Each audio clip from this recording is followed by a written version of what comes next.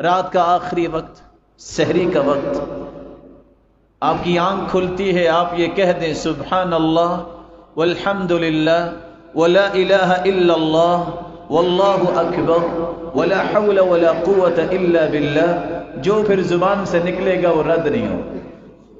दूसरा वक्त अजान हो जाए और नमाज खड़ी होने तक, ये 15 से 20 मिनट का ये वक्त, फरमाया इन्न दुआ बैन अल अज़ान वल इकामति ला तुरद, अजान और इकामत के दरमियानी वक्फे में दुआ कभी रद्द नहीं होती। तीसरा मौका, जब सजदे में जाओ तो दुआ करो, खुसूसन नवाफिल में, या आप अकेला सजदा भी कर सकते हैं।